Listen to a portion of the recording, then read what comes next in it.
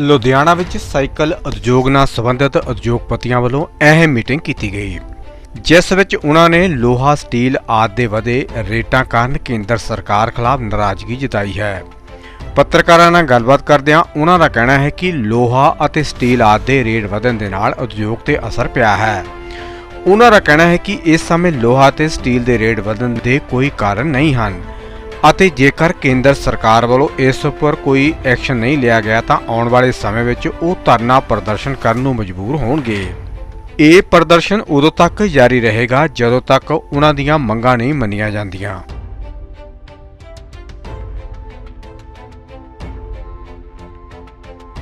देखो अज जी मीटिंग हुई है, तुहानूं पता भी स्टील की प्राइस इन्नी ज़्यादा बढ़ गई है, तकरीबन 80-85 रुपये शीट हो गई है, जिहड़ी कि 15 रुपये किलो बढ़ गया रेट।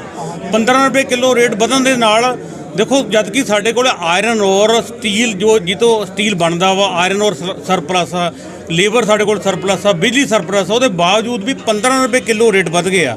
और स्टील का रेट नहीं बढ़िया, नाल रेट बढ़ गया निकल जिंक जिहड़ियां होर साडी कंज्यूमेबल आइटमां वा उन्हां दा रेट बढ़ गया। अज निकल देखो कल निकल 7000 रुपये पर केजी हो गया, जिहड़ा कि 1800 रुपये किलो सीगा वो 7000 रुपये हो गया। निकल जिंक होर जिहड़े साडे कैमिकल लगदे उन्हां दी सब दी प्राइस इनक्रीज हो गई। सो अज असीं जिहड़ी मीटिंग कीती आ ਉਹਦੇ ਵਿੱਚ ਇਹੀ ਸਾਡਾ ਮਕਸਦ ਆ ਵੀ ਇਦਾਂ ਜਿੱਦਾਂ ਕੰਮ ਚੱਲ ਰਿਹਾ ਵਾ ਸਾਡੀ ਇੰਡਸਟਰੀ ਦਾ, ਬਾਈਸਾਈਕਲ ਇੰਡਸਟਰੀ ਜੋ MSME ਇੰਡਸਟਰੀ ਆ ਉਹ ਇਦਾਂ ਨਹੀਂ ਕੰਮ ਕਰ ਸਕਦੀ ਕਿ 15 ਰੁਪਏ ਕਿਲੋ ਰੇਟ ਵੱਧ ਗਿਆ। ਇਹ ਗਵਰਨਮੈਂਟ ਦਾ ਕੋਈ ਕੰਟਰੋਲ ਨਹੀਂ ਸਾਡੇ ਸਟੀਲ ਦੇ ਉੱਪਰ ਔਰ ਸਾਨੂੰ ਬੇਵਕੂਫ ਬਣਾਈ ਜਾ ਰਹੇ MSME ਇੰਡਸਟਰੀ ਨੂੰ।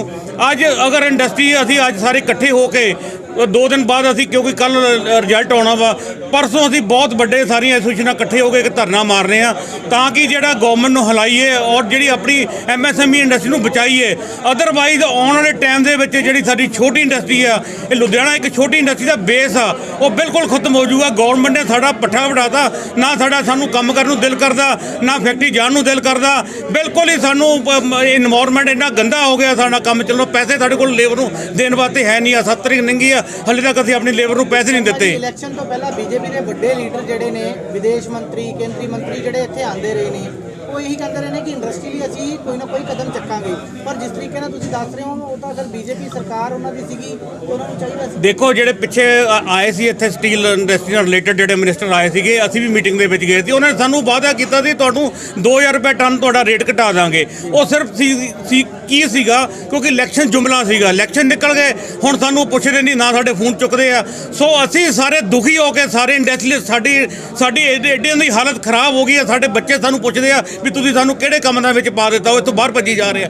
ਸੋ ਅਸੀਂ ਸਾਰੇ ਅੱਜ ਇਕੱਠੇ ਹੋ ਕੇ ਸਾਰੇ ਇੰਡਸਟਰੀ ਤੇ ਜਿੰਨੀਆਂ ਐਸੋਸੀਏਸ਼ਨ ਹੋਰ ਵੀ ਲੁਧਿਆਣੇ ਦੀਆਂ, ਈਵਨ ਜਲੰਧਰ ਤੋਂ ਵੀ ਸਾਨੂੰ ਫੋਨ ਆ ਰਹੇ ਆ, ਅੰਮ੍ਰਿਤਸਰ ਤੋਂ ਵੀ ਫੋਨ ਆ ਰਹੇ ਆ। ਕੱਲ੍ਹ ਦਾ ਦਿਨ ਵੇਟ ਕਰਕੇ ਕਿਉਂਕਿ ਕੱਲ੍ਹ ਇਲੈਕਸ਼ਨ ਦਾ ਇੱਕ ਪੂਰਾ ਰਿਜ਼ਲਟ ਆ। ਪਰਸੋਂ ਅਸੀਂ ਬਹੁਤ ਵੱਡੀ ਇੱਕ ਰੈਲੀ ਕਰ ਰਹੇ ਹਾਂ ਜਿਹਦੇ ਵਿੱਚ ਆਲ ਪੰਜਾਬ ਦੇ ਸਾਰੇ ਵਪਾਰੀਆਂ ਨੂੰ ਇਕੱਠੇ ਕਰਾਂਗੇ ਔਰ ਸਟੀਲ ਪ੍ਰਾਈਸ ਹੋਰ ਜੋ ਵੀ ਸਾਡੀਆਂ ਪ੍ਰੋਬਲਮਾਂ ਉਹਦੇ ਵਿੱਚ ਅੱਗੇ ਤੋਂ ਰਾਜਨੀਤੀ ਬਣਾਵਾਂਗੇ। ਅਸੀਂ ਕਰਨਾ ਕੀ ਆ ਸਰ ਐਸੋਸੀਏਸ਼ਨ ਜਿਹੜੀ ਐਸੋਸੀਏਸ਼ਨ ਚੱਲਦੀ ਰਹੂਗੀ ਜਾਂ ਉਹਨੂੰ ਕੋਈ ਅੱਗੇ ਫੈਸਲਾ ਲਓਗੇ ਕੋਈ ਵਿਸ਼ਕਰਮਾ ਜੀ, ਐਸੋਸੀਏਸ਼ਨਾਂ ਸਾਰੀਆਂ ਇਕੱਠੀਆਂ ਕਿਉਂ ਨਹੀਂ ਹੋ ਰਹੀਆਂ ਹੁਣ ਤੱਕ? ਜਿਹੜੀਆਂ ਦੇਖਿਆ ਜਾ ਰਿਹਾ ਹੈ ਤੁਹਾਡੇ ਜੋ ਪ੍ਰਧਾਨ ਜੀ ਨੇ ਉਹ ਵੀ ਨਹੀਂ ਇੱਥੇ ਅਜੇ ਤੱਕ ਹੈਗੇ। ਦੇਖੋ ਕੀ ਲੱਗਦਾ ਹੈ ਤੁਹਾਨੂੰ ਕਿ ਤੁਸੀਂ ਇਕਜੁੱਟ ਹੋਣ ਦੀ ਗੱਲ ਕਰਦੇ? ਦੇਖੋ ਜਿਹੜੇ ਸਾਡੇ ਨਾਲ ਕੋਈ ਕਾਰਪੋਰੇਟ ਪ੍ਰਧਾਨ ਹੈਗੇ ਆ ਜਿਹੜੇ ਕਿ ਅਸੀਂ ਦੇਖੋ ਮਿਹਨਤ ਕਰ ਰਹੇ ਹਾਂ ਸਾਰੇ ਜਾਣੇ, ਅੱਜ ਕੰਮ ਤਾਂ ਉਹਨਾਂ ਦਾ ਕਰਨ ਵਾਲਾ ਸੀਗਾ, ਕਰ ਅਸੀਂ ਰਹੇ ਹਾਂ। ਪ੍ਰਧਾਨ ਉਹ ਹੈਗੇ ਆ ਜਦ ਕਿ ਉਹਨਾਂ ਨੂੰ ਸਾਰਿਆਂ ਨੂੰ ਇਕੱਠਾ ਕਰਨਾ ਚਾਹੀਦਾ, ਇਕੱਠੇ ਅਸੀਂ ਹੋ ਰਹੇ ਹਾਂ। ਉਹਨਾਂ ਨੇ ਤਾਂ ਸੈਂਟਰ ਮਿਸ਼ਨ ਨਾਲ ਗੱਲਬਾਤ ਕੀਤੀ ਸੀ, ਉਹਨਾਂ ਨੇ ਦੇਖੋ ਤੁਸੀਂ ਉਹਨਾਂ ਦੀ ਪੁਰਾਣੀ ਵੀਡੀਓ ਚੈੱਕ ਕਰੋ ਜੀ, ਰੇਟ ਘਟਾਦਾ ਉਲਟਾ ਰੇਟ ਅੱਜ 15 ਰੁਪਏ ਕਿਲੋ ਵੱਧ ਗਿਆ ਵਾ। ਸੋ ਇਦਾਂ ਦੇ ਜਿਹੜੇ ਲੀਡਰ ਆ ਉਹਨਾਂ ਤੋਂ ਬਚੋ। ਅੱਜ ਦੇਖੋ ਇਹ ਕੰਮ ਉਹ ਐਸੋਸੀਏਸ਼ਨ ਦਾ ਕਰਨ ਵਾਲਾ ਸੀਗਾ ਜਿਹੜਾ ਕਿ ਅਸੀਂ ਆਪਣੇ ਕਿਉਂਕਿ ਅਸੀਂ ਇੰਡਸਟਰੀਅਲਿਸਟ ਪਿਓਰ ਇੰਡਸਟਰੀਅਲਿਸਟ ਸਾਨੂੰ ਕਰਨਾ ਪਾ ਰਿਹਾ। ਐਸੋਸੀਏਸ਼ਨਾਂ ਕੀ ਕਰ ਰਹੀਆਂ? ਕੁਛ ਨਹੀਂ ਕਰ ਰਹੀਆਂ। ਉਹ ਆ ਥੋੜੇ ਦਿਨਾਂ ਬਾਅਦ ਦੇਖਿਓ ਉਹਨਾਂ ਨੇ ਸਾਨੂੰ ਸਾਰਿਆਂ ਨੂੰ ਫਿਰ ਤਾੜ ਪੀੜੋ ਕਰਕੇ ਫਿਰ ਕੋਈ ਨਾ ਕੋਈ ਹੋਰ ਪਾਸਾ ਲੱਭ ਦੇਣਾ, ਜਿੱਦਾਂ ਕਿ ਪਹਿਲਾਂ ਆਪਾਂ ਧਰਨੇ ਲਾਏ ਸੀਗੇ ਉਹਦੇ ਵਿੱਚ ਵੀ ਸਾਨੂੰ ਤਾੜ ਪੀੜੋ ਕੀਤਾ ਇਹਨਾਂ ਨੇ। ਦੇਖੋ ਅੱਜ ਜੋ ਸਿਚੁਏਸ਼ਨ ਇੰਡਸਟਰੀ ਦੀ ਚੱਲਦੀ ਪਈ ਆ ਇਹ ਕੋਈ ਅੱਛੀ ਸਿਚੁਏਸ਼ਨ ਨਹੀਂ ਹੈ। ਇਹਦੇ ਵਿੱਚ ਇਹੀ ਲੱਗਦਾ ਵੀ ਆਉਣ ਵਾਲਾ ਜਿਹੜਾ ਇੰਡਸਟਰੀ ਦਾ ਟਾਈਮ ਆ ਉਹ ਕਾਲਾ ਅੱਖਰ ਹੈ। ਇਹਦੇ ਵਿੱਚ ਇੰਡਸਟਰੀ ਬੰਦ ਹੋਣ ਦੇ ਬਹੁਤ ਚਾਂਸਸ ਹੋਈ ਜਾ ਰਹੇ ਆ ਕਿਉਂਕਿ ਕੋਈ ਵੀ ਚੀਜ਼ ਜਦੋਂ ਆਪੇ ਤੋਂ ਬਾਹਰ ਹੋ ਜਾਂਦਾ, ਜਿੱਦਾਂ ਅੱਜ ਪ੍ਰਾਈਸਿਸ ਆ ਇੰਨੀਆਂ ਜ਼ਿਆਦਾ ਵੱਧ ਗਈਆਂ। ਅੱਗੇ ਸਾਡੇ ਜਿਹੜੇ ਅਸੀਂ ਮਾਲ ਬਣਾ ਕੇ ਦਿੰਦੇ ਆ ਉਹ ਦੁਕਾਨਾਂ ਵਾਲੇ ਤੋਂ ਵਿਕਦੇ ਨਹੀਂ ਪਏ, ਉਸ ਭਾਅ 'ਤੇ ਕੋਈ ਖਰੀਦਣ ਵਾਲਾ ਨਹੀਂ ਹੈ।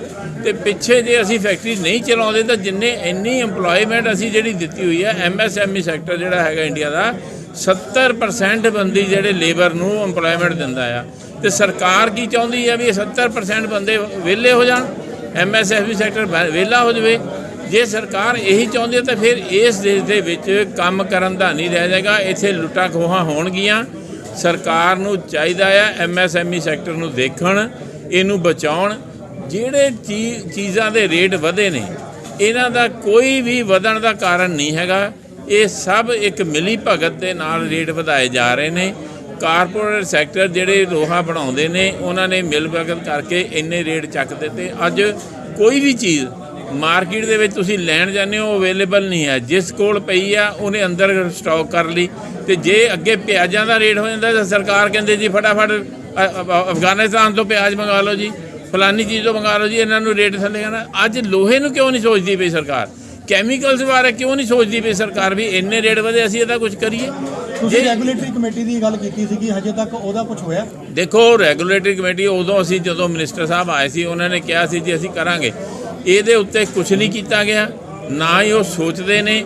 ਔਰ BJP ਸਰਕਾਰ ਸਾਨੂੰ ਨਹੀਂ ਲੱਗਦਾ ਵੀ ਉਹ ਚਾਹੁੰਦੀ ਆ ਵੀ ਇਹ ਜਿਹੜੀ MSME ਸੈਕਟਰ ਇਹ ਚੱਲੇ, ਉਹ ਸਿਰਫ ਕਾਰਪੋਰੇਟ ਸੈਕਟਰ ਨੂੰ ਚਲਾਉਣਾ ਚਾਹੁੰਦੀ ਆ। ਇਸ ਕਰਕੇ ਉਹ ਇਹਦੇ ਤੇ ਕੁਝ ਨਹੀਂ ਕਰ ਰਹੇ। ਅੱਗੇ ਜੋ ਆਉਂਦਾ ਵਾਲਾ ਟਾਈਮ ਹੈ ਉਹ ਸਾਡਾ ਤਾਂ ਅੰਧਕਾਰਮਈ ਟਾਈਮ ਲੱਗਦਾ ਪਿਆ ਆ। ਸਰਕਾਰ ਨੂੰ ਇਹਦੇ ਉੱਤੇ ਸੋਚਣਾ ਪਏਗਾ, ਅਦਰਵਾਇਜ਼ ਸਰਕਾਰ ਜਿਹੜੀ ਆ ਇੰਨੇ ਬੰਦੇ ਜਿਹੜੇ ਅਨਐਮਪਲਾਈ ਹੋਣਗੇ ਉਹਦੇ ਨਾਲ ਦੇਸ਼ ਹਾਹਾਕਾਰ। 70% ਮੈਂ ਦੱਸ ਰਿਹਾ ਵੀ 70% ਲੇਬਰ ਜਿਹੜੀ ਆ ਹਿੰਦੁਸਤਾਨ ਦੀ ਉਹ MSME ਸੈਕਟਰ ਦੇ ਨਾਲ ਆ, 30% ਕਾਰਪੋਰੇਟ ਸੈਕਟਰ ਦੇ ਵਿੱਚ ਆ। ਲੁਧਿਆਣੇ ਦੇ ਵਿੱਚ ਤੁਸੀਂ ਦੇਖੋ ਵੀ ਕਿੰਨੀ ਛੋਟੀ ਇੰਡਸਟਰੀ ਆ ਔਰ ਹਰ ਗਲੀ ਦੇ ਵਿੱਚ ਇੰਡਸਟਰੀ ਆ ਔਰ ਹਰ ਗਲੀ ਦੇ ਵਿੱਚ ਲੇਬਰ ਕੰਮ ਕਰਦੀ ਪਈ ਆ। ਹਜ਼ਾਰਾਂ ਦੀ ਤਾਦਾਦ ਵਿੱਚ ਫੈਕਟਰੀਆਂ ਨੇ ਔਰ ਲੱਖਾਂ ਦੀ ਤਾਦਾਦ ਵਿੱਚ ਇੱਥੇ ਬੰਦਾ ਕੰਮ ਕਰਦਾ ਆ ਔਰ ਇੱਦਾਂ ਹੀ ਹਰ ਸ਼ਹਿਰ ਦੇ ਵਿੱਚ ਕੰਮ ਹੋ ਰਿਹਾ। ਪਰ ਇਸ ਬਾਰੇ ਕੋਈ ਸੋਚ ਹੀ ਨਹੀਂ ਰਿਹਾ। ਕਾਰਪੋਰੇਟ ਸੈਕਟਰ ਜਿਹੜਾ ਹੈਗਾ ਜਿੰਨੀ ਉਹਨੇ ਜੇ ਚੱਲਣਾ ਆ ਤੇ ਉਹਨੂੰ MSME ਸੈਕਟਰ ਨੂੰ ਬਚਾਉਣਾ ਪਊਗਾ। ਕੋਈ ਵੀ ਵੱਡਾ ਬੰਦਾ ਆਪਣੇ ਅੰਦਰ ਸਾਰੀਆਂ ਚੀਜ਼ਾਂ ਨਹੀਂ ਬਣਾਉਂਦਾ, ਉਹਨੂੰ MSME ਸੈਕਟਰ ਫੀਡ ਕਰਦਾ ਤਾਂ ਉਹ ਚੱਲਦੇ ਨੇ। ਪਰ ਇੱਥੇ ਅੱਜ ਕੀ ਹੋਇਆ ਹੈ, ਸਰਕਾਰ ਉਹਨਾਂ ਨੂੰ ਬਚਾਉਣ ਲੱਗੀ ਹੋਈ ਹੈ, ਇਹਨਾਂ ਨੂੰ ਮਾਰਨ, MSME ਸੈਕਟਰ ਨੂੰ ਮਾਰਨ ਲੱਗੀ ਆ। ਸਰਕਾਰ ਨੂੰ ਇਹ ਸੋਚ ਲੈਣਾ ਚਾਹੀਦਾ, ਨਹੀਂ ਤਾਂ ਦੇਸ਼ ਜਿਹੜੀ ਕਹਿੰਦੇ ਨੇ GDP ਇੰਨੀ ਵੱਧ ਜਾਏਗੀ, ਜੇ ਹੋ ਜਾਏਗਾ ਅਸੀਂ ਇੰਨੇ ਦਾ ਕਰਨਾ। ਇਹ ਜਿੰਨਾ ਤੁਸੀਂ GST ਕਹਿੰਦੇ ਆ, ਅਸੀਂ ਜੀ 130 ਕਰੋੜ ਰੁਪਈਆ GST ਕੱਟਾ, ਉਹ 100 ਰੁਪਏ ਵਾਲੀ ਚੀਜ਼ ਜਦ 200 ਰੁਪਏ 'ਚ ਵਿਕਣ ਲੱਗ ਗਈ ਤੇ ਸਰਕਾਰ ਨੂੰ GST ਜਾਂ ਚਲੇ ਗਿਆ। ਅੱਜ ਤੁਸੀਂ ਅੰਕੜੇ ਕੱਢੋ ਵੀ ਜਿੰਨੀ ਪ੍ਰੋਡਕਸ਼ਨ ਹੋ ਰਹੀ ਆ, ਕਿਆ ਉਹ ਪ੍ਰੋਡਕਸ਼ਨ ਓਨੀ ਮੇਨਟੇਨ ਹੋ ਰਹੀ ਆ? ਅੱਜ 60% 50% ਦੇ ਉੱਤੇ ਸਾਰੀ ਇੰਡਸਟਰੀ ਚੱਲ ਰਹੀ ਆ। ਪ੍ਰੋਡਕਸ਼ਨਾਂ ਡਾਊਨ ਨੇ, ਸਿਰਫ ਪ੍ਰਾਈਸਿਸ ਰਾਈਜ਼ ਹੋਣ ਕਰਕੇ ਸਰਕਾਰ ਜੋ ਖੁਸ਼ ਹੋਈ ਜਾਂਦੀ ਹੈ ਜੀ ਅਸੀਂ ਇੰਨਾ GST ਇਕੱਠਾ ਕਰ ਲਿਆ।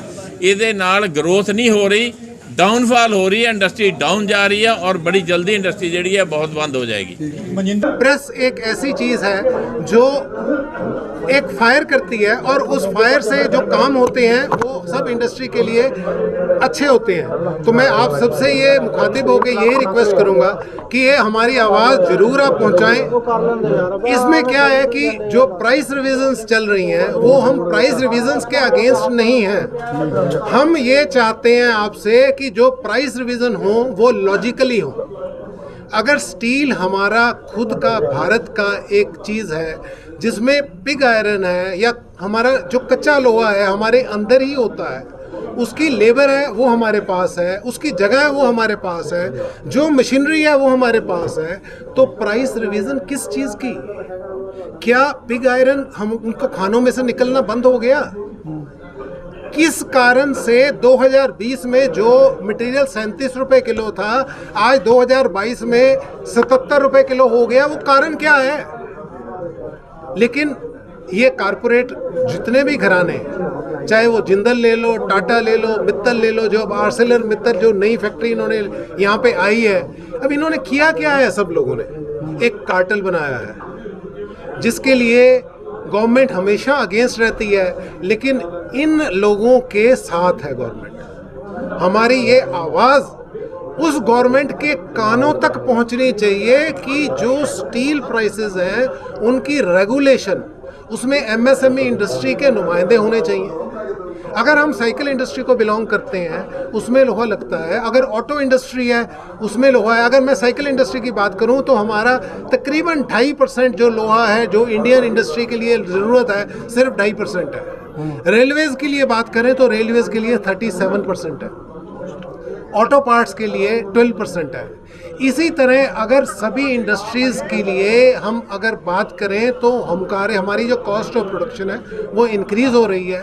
हम ये चाहते हैं कि जो ये लोग इकट्ठे होकर काम कर रहे हैं, कार्टेल बना रहे हैं और हम लोगों की हमारी की जेब खाली हो रही है, उस चीज़ के ऊपर रोक लगनी चाहिए, क्योंकि वो दिन दूर नहीं है कि MSME इंडस्ट्री जो कि 70% एम्प्लॉयमेंट जनरेशन एक यूनिट्स हैं, वो अगर हम ही नहीं रहेंगे यूनिट बंद हो जाएंगे, क्योंकि हमारी जेब अगर खाली हो गई तो हम परचेज़ नहीं कर पाएंगे।